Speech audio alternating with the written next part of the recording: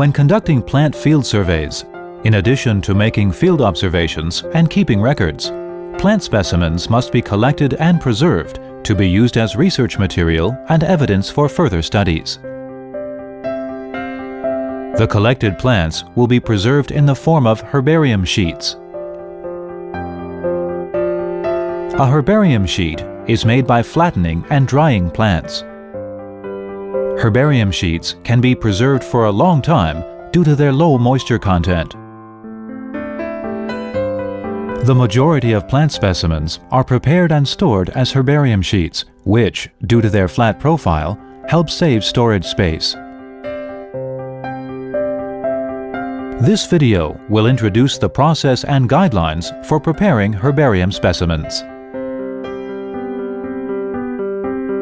An ideal plant specimen must exhibit as many features of the plant as possible. Branches and leaves of higher vascular plants are the most identifiable and easiest parts to obtain. As such, one should make an effort to select the most healthy and intact specimens available when collecting. Flowers and fruits are the most important traits for identifying plants. Therefore, branches bearing flowers and fruits should be obtained when collecting. In addition, there are different collection guidelines for particular plant species. For example, herbs should be collected in their entirety, while leaves bearing sporangia should be selected when collecting ferns. On-site field information must also be recorded when collecting specimens. Each specimen must be numbered by the collector with its own collection number. The locality and time of the collection, as well as the name of the collector, should also be recorded. Information such as the height of a tree, the color of a flower, description of habitat and microenvironment, and characteristics that will not be visible on the plant specimens is essential to academic research. These types of information should be recorded too. A herbarium sheet is completed after cleaning and trimming, pressing, drying, removing pests, mounting, and labeling the collected branches and leaves.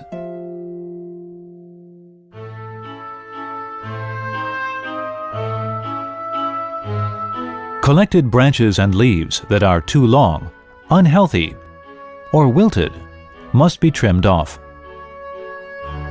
Unwanted foreign matter, such as dirt, must be removed to ensure the cleanliness of the specimen.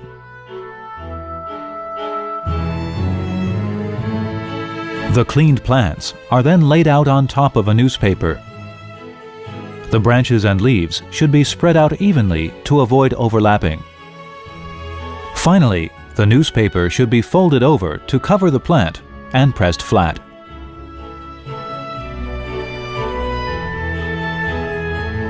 The next step is to dry the pressed plant. All pressed specimens should be stacked. Spacers, such as corrugated cardboard, are then inserted between every other specimen to allow room for ventilation and evaporation. To flatten the stack of specimens, a heavy object or wooden frame should be used to tightly compress them. The newspaper coverings should be replaced every day until no moisture remains and the specimens are completely dry. Professional herbaria use wooden or metal frames to tightly press 25 to 30 specimens together. Afterwards, the specimens are dried in a large dryer at 40 degrees Celsius. This process takes about 4 to 5 days to complete.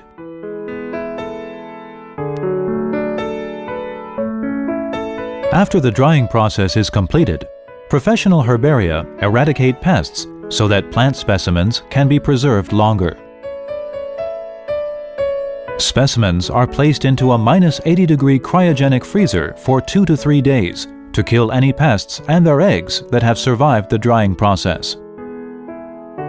The cryogenic freezer destroys the pest's viability, which is the goal of eradicating pests.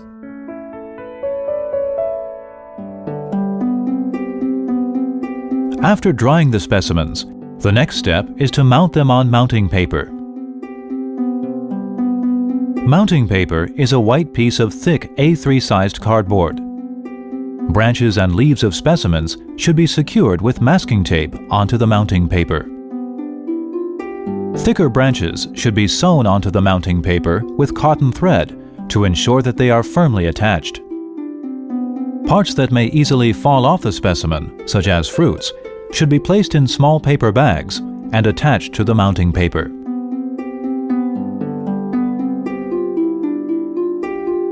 After the specimens have been mounted, the final step is to affix the specimen label on the lower right-hand corner of the mounting paper. The collection label should contain the plant specimen's scientific name, the name of the collector, collection number, date and locality of collection, and other collection data such as habitat. Unique numbers are used in professional herbariums to distinguish specimens. A herbarium sheet is finished after the completed specimen label is attached to the mounting paper.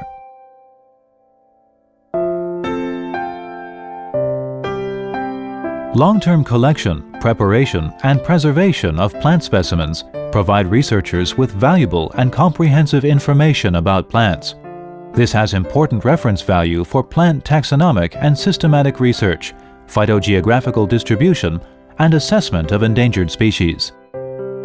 The Herbarium of Taiwan Forestry Research Institute houses a vast collection of plant specimens.